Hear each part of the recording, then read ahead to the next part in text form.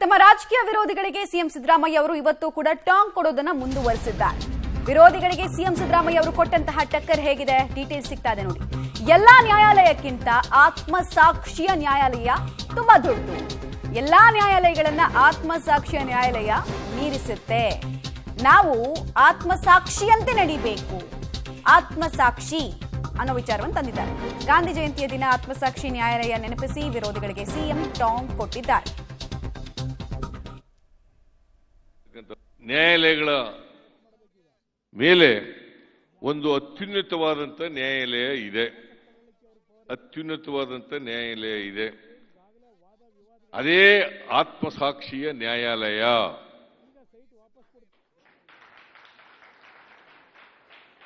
ಅದು ಇತರ ಎಲ್ಲ ನ್ಯಾಯಾಲಯಗಳನ್ನು ಮೀರಿಸುತ್ತದೆ. ಇದು ಮಹಾತ್ಮ ಗಾಂಧೀಜಿಯವರು ಹೇಳಿದಂಥ ಮಾತು. ಅದರಿಂದ ನಾವೆಲ್ಲರೂ ಕೂಡ ಆತ್ಮಸಾಕ್ಷಿಗೆ ಅನುಗುಣವಾಗಿ ನಡ್ಕೊಳ್ತಕ್ಕಂಥ ಪ್ರಯತ್ನವನ್ನ ಮಾಡಬೇಕು.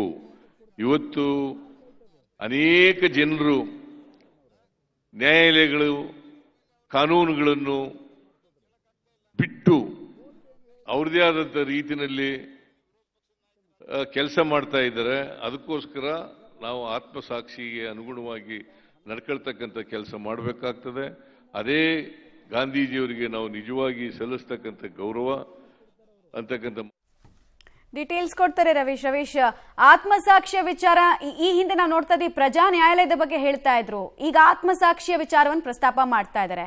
ಸೊ ವಿರೋಧಿಗಳಿಗೆ ಟಾಂಗ್ ಕೊಟ್ಟ ಬಗೆ ಹಾಗೂ ಸಿಎಂ ಆಯ್ಕೆ ಮಾಡ್ಕೊಂಡಂತಹ ದಾರಿ, ಇದೆರಡರ ಬಗ್ಗೆ ಡೀಟೇಲ್ಸ್ ಕೊಡೋದಾದ್ರೆ ಮಮತಾ, ಪ್ರಮುಖವಾಗಿರ್ತಕ್ಕಂಥದ್ದು ಇದು ಯಾವುದೇ ರೀತಿಯ ರಾಜಕೀಯ ಕಾರ್ಯಕ್ರಮ ಆಗಿರ್ಲಿಲ್ಲ. ಬೆಳಿಗ್ಗೆಯಿಂದಲೂ ಕೂಡ ಮಹಾತ್ಮ ಗಾಂಧೀಜಿಯವರ ಒಂದು ಕಾರ್ಯಕ್ರಮದಲ್ಲಿ ಸಿದ್ದರಾಮಯ್ಯವರು ಭಾಗವಹಿಸ್ತಾ ಇದ್ರೆ ಎಲ್ಲೂ ಕೂಡ ಪೊಲಿಟಿಕಲ್ ಆಗಿ ರಿಯಾಕ್ಟ್ ಮಾಡಿಲ್ಲ.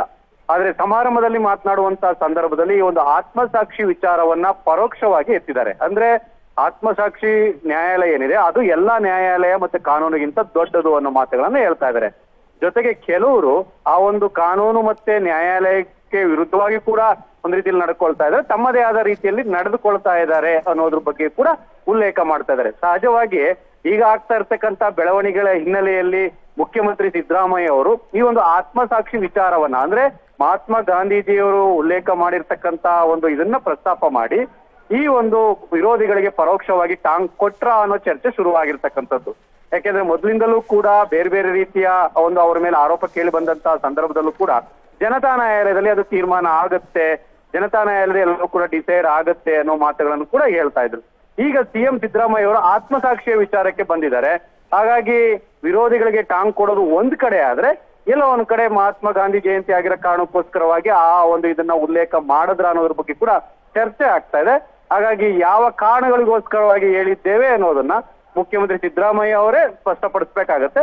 ಬೆಳಗ್ಗೆಯಿಂದಲೂ ಕೂಡ ರಿಯಾಕ್ಷನ್ ಕೇಳಿದಂತ ಸಂದರ್ಭದಲ್ಲಿ ಎಲ್ಲೂ ಕೂಡ ಮಾಧ್ಯಮಗಳಿಗೆ ಪ್ರತಿಕ್ರಿಯೆಯನ್ನ ಪೊಲಿಟಿಕಲ್ ಆಗಿ ಕೊಟ್ಟಿಲ್ಲ. ಹಾಗಾಗಿ ಸಂಜೆ ನಡೆಯುವಂತ ಕಾರ್ಯಕ್ರಮದಲ್ಲಿ ಏನಾದ್ರೂ ಕೊಡ್ತಾರ ಇಲ್ವನ್ನೂ ಕೂಡ ಕಾದ್ ನೋಡ್ಬೇಕು ಮಮತಾ. ಆಲ್ ರೈಟ್, ಧನ್ಯವಾದ ರವೀಶ್ ತಮ್ಮೆಲ್ಲ ಮಾಹಿತಿಗಾಗಿ.